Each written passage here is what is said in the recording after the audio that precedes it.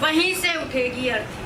सुनते हैं ना बचपन से, जहाँ गई है डोली वहीं से उठेगी अर्थी। संस्कार रूपी इस कुरीति के पौधे को बेमन से सींचती, कभी ना सुलझने वाली गुत्थियां सुलझाती, ना सुलझा पाने पर भीतर ही भीतर सुलगती। हर पल बिखर कर टूटती, बिखरती, सिसकती, फिर नए सिरे से सब कुछ समेटने की, संभालने की कोशिश करती। भीतर से टूट चुकी जर्जर काया को बहुत बढ़िया लिबास से संवारती और फिर से खड़े होकर आईने के सामने सजती और संवरती। पहन मुस्कान का मुखौटा, पहन मुस्कान का मुखौटा परेशान चेहरा छिपाती। समाज, ससुराल, मायका किसी को अपना दुख नहीं जताती। और जानते हो आप सब, वक्त बेवक्त की बनावटी हंसी। बहुत सारी महिला मित्र मेरे सहमत होंगे मेरी इन पंक्तियों से। वक्त बेवक्त की बनावटी हंसी उसके दुख पर भारी पड़ती। ना, नहीं, बिल्कुल नहीं, किसी को नहीं पता लगने देती कि सदा घर की चार दीवारी में ही वह अपनों से ही है हारती और चली जाती। नहीं कहीं कोई ठिकाना, नहीं कहीं कोई ठिकाना जहाँ वह अपनी पीड़ा बाँच पाती। ईश्वर का भी तो सही पता नहीं जानती, ईश्वर का भी तो सही पता नहीं जानती। जहाँ अपने सुखमय जीवन के लिए, अब जहाँ अपने सुखमय जीवन की कामना के लिए भेज पाती एक पाती।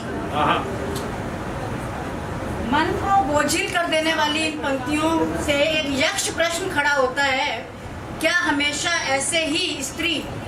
सहमत होंगे आप सभी, पढ़ी लिखी हो या अनपढ़, वर्किंग हो या होम मेकर, लेकिन किसी ना किसी तरह से घरेलू हिंसा से सफर करती है, घरेलू हिंसा से प्रताड़ित है। घरेलू हिंसा केवल शारीरिक ही नहीं होती, किसी मानसिक भी हो सकती है, भावनात्मक भी हो सकती है। तो अब समय बदलना चाहिए, कैसे न कैसे समय बदलना चाहिए। तो गौर फरमाइए, महाकवि गोपाल दास नीरज की इन पंक्तियों पर जो युग परिवर्तक है, युग परिवर्तित करने की क्षमता रखती हैं। कविता का शीर्षक है बहुत अंधियार। है बहुत अंधियार, अब सूरज निकलना चाहिए। जिस तरह से भी हो अब ये मौसम बदलना चाहिए। रोज जो चेहरे बदलते हैं लिबासों की तरह, अब जनाजा जोर से उनका निकलना चाहिए। बहुत सारे सफेद पोश ऐसे होते हैं जिनके घर की हकीकत हम जानेंगे तो कभी विश्वास नहीं करेंगे।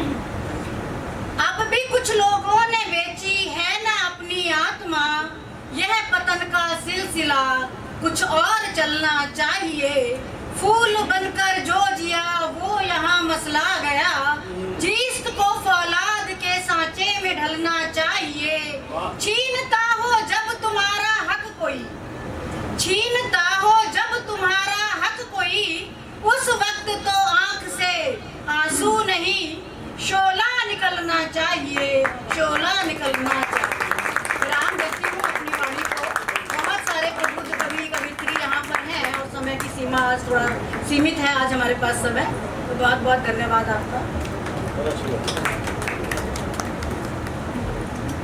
बहुत बढ़िया, बहुत उम्दा आपने पढ़ा। एक बार जोरदार तालियां गीता जी के लिए हो जाएगी। हमारे बीच में मुख्य अतिथि हैं, उनमें से उनको जाना है, तो बिना समय जाया करते हुए मैं उनको आमंत्रित कर रहा हूं कि वो आईने को भी हैरत में डाल देता है, वो आईने को भी हैरत में डाल देता है, खुदा किसी किसी को ये कमाल देता है। हमारे बीच में श्री मुकेश शर्मा जी हैं, मैं उनको आमंत्रित कर रहा हूं कि वो आए और अपना कारोबार करके हमें कृतार्थ करें।